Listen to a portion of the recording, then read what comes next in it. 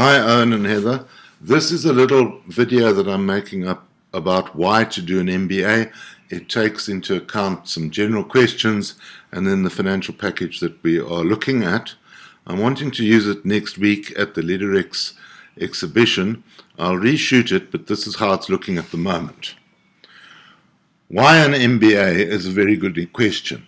MBAs have changed, demands have changed. Let's look at the general picture as to what the real story is. Let's start off with the dilemma. Some of us would like to stay at university forever. Against that, we're going at it's time to get a job, family finances are exhausted, and if one has been pursuing a professional qualification, employers are saying it's time to get on with it. But let's stop for a moment and just look at cold financial facts. So, when we matriculated, our earning potential was about 5,000 Rand a month. If one then worked for 45 years, coupled with inflation and growth in earnings, across a lifetime our earning potential is about 11.6 million Rand. The key reason why one goes to university is to increase the base level of your earning potential. So we go, with a 4-year degree, I'm probably worth 20,000 Rand per month, and my earnings should grow faster than the inflation rate, and I should work for about another 42 years. That gives you an earning potential of 58 million Rand. Now, that's vastly improved over the matric scenario. The issue now becomes, well, what's my earning potential if I pursue a master's degree? So let's put the base earnings up to 30,000 Rand per annum, say we'll work for 40 years, and we see that we have a vastly improved earning potential. So apart from all the soft issues like job security, a career, challenging your mind and all the rest of it, there is the cold basic fact that by extending your academic career, you are certainly adding a lot of value. When it comes to MBAs, they've always had the image of that tough dog-eat-dog world of Jack Welch. You're fired, built America, he said. Well, business isn't really like that today. Since 2009, business is a far kinder place, and MBAs have had to accommodate this to bring the business world together in a far better and kinder manner, where we say we need to look at the economy. Sustainable organizations require management that relate to the needs and interests and expectations of shareholders. We have to bring in business ethics, balancing the demands of shareholders against the expectations of stakeholders, a new word in business, or how much profit is made versus the true cost of making it. Then we have to look at ecology and the environment. In the world of business unusual, it is essential that leaders and managers are able to view the world in an integrated, holistic, and critical way. Then we have to look at equity. Organizations operate effectively if leaders know and understand fundamental management functions and practice. All of these have to combine together and work together to produce a business which has got core management skills and functions, coupled with responsible leadership and governance, integrating the business and moral case for sustainability, and invoking thought leadership and research. That's what the Rhodes Business School and its MBA is all about. But let's also look at your progression scenarios within the wonderful world of academia. So, you've got a 4-year bachelor's degree. What are your options? Well, traditionally, people say, right, the next step is to go for a master's degree.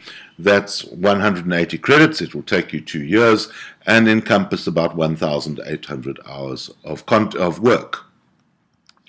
That can then be extended to a doctorate over 3 years. And that is, if you want, the specialization research-based route. And that frightens many people away from carrying on with their extended studies. They say, I'd only want to do that if I wanted to remain at a university.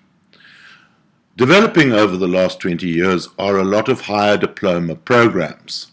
These are concentrating on particular aspects of business. They involve 120 credits, which is 1,200 hours. They can be completed in a year. Or you can go the master's route, which is 1,800 credits, and that's over 2 years.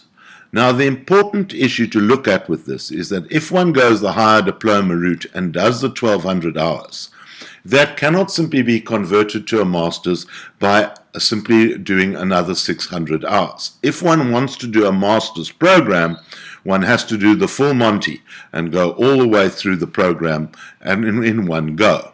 A master's program is where the MBA sits, and of course that can be extended to a doctoral program. Important in going down the left side of the screen is that when one looks at doing an MBA, one is diversifying from the original line of study, getting new ideas that may be very important in developing your career. But then one has to look at how do we facilitate part-time study. Many people have had to leave university, they're wanting to study further, but it's a mountain to climb. Let's try all of this. You want to leave university and start a job, pay back your student loans, start a home, buy all the cars and toys, start a family, and get the whole thing going. Wake up. It's not going to happen. It's payback time now. And many people struggle in the first years after leaving university. The response to that is that, if you don't study when you're young, it's very difficult to get back into it later in life. So, we must say, if we want to add postgraduate studies into the equation, we have to look at how do we finance it, where's the time coming from, and what are your overseas travel prospects, etc. In looking at this, the Rhodes Business School has developed a new model. We say we take the student and the university. We've always done that. But now we need to add in participation by the employer, and we've got to see how government is coming to the party as well. Integrating all of that in another daisy wheel, we are looking at programs which are extending the development of management skills and functions, creating responsible leaders who understand the business and moral case for sustainable learning, and also looking for sustainable funding arrangements for continued studies. How do we do this? Well, first of all, one has to look at the hard and cold facts relating to money and bursaries. Many students who have studied MBAs in the past are looking to pay for them out of their own money. That's after-tax money, and it's a mountain to climb. However, Section 101Q of the Income Tax Act does allow for the payment of bursaries. In general, if we pay money to or on behalf of employees, that results in a taxable fringe benefit. But Section 101Q says no. We're making a little bit of a distinction here. Where an employer pays a bursary on behalf of an employee, that is an unlimited tax-free fringe benefit. The new provisions only apply where we pay bursaries on behalf of relatives or siblings of employees. There we can have a fringe benefit. So in order to pay for an MBA out of pre-tax earnings, it is very necessary to get the employer involved. But employers look at this and they say, well, granting bursaries might have been part of a recruitment strategy in years gone by, but we want more from this arrangement. We want more than just a retention strategy. So we need to have a look at other programs and benefits that are available for the employer to say, come along, join the party, there's something in this for all of us. And this starts with the BBEE scorecard, which has a separate chapter devoted to skills development. This amounts to 20 points out of the 100 or so BEE points. And it says, where an employer expends money on skills development and learning programs specified in learning for black people, then they can score up to 6% of the total 100% through granting bursaries. That can be a very important part of an empowerment program because many employers cannot participate in the other aspects of the BEE scorecard. Importantly, in skills development, it is absolutely essential that an employer score at least 40% to avoid a potential downgrade of the overall BEE score. On top of this, there is the CETA program. Government collects 15 billion rand per annum from the CETA levies paid by employers, and this is distributed through various means, but the important issue is to look at the pivotal grant program to see whether that can be of any assistance. Now, the pivotal grants program is an acronym which means professional, vocational, technical, and academic learning programs that result in qualifications or part of qualifications recognized in terms of the National Qualifications Framework.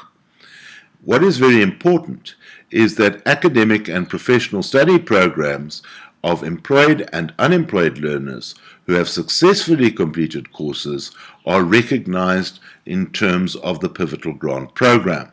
This can lead to massive refunds of fees in the context of a MBA. This can be up to 89,000 Rand per annum or 110,000 Rand on completion. It differs from CETA to CETA, and there's quite a lot of paperwork involved. But it does show for the employer that even if money is substantially spent on MBA programs, yes, it is refundable. So in short, the Rhodes Business School is looking to create a model which combines the economy, ethics, ecology, and equity to create a solution that is beneficial to both the student and the employer. This has been now adapted to go further to create a program which has a realistic possibility of not only combining the student and the university, but also bringing in the resources of the employer and government as well. Rhodes Business School is proud to announce the accreditation of its MBA provision by the Global Association of MBAs, AMBA. AMBA is the only professional association connecting accredited business schools, MBA students, MBA graduates, and MBA employers in more than 110 countries.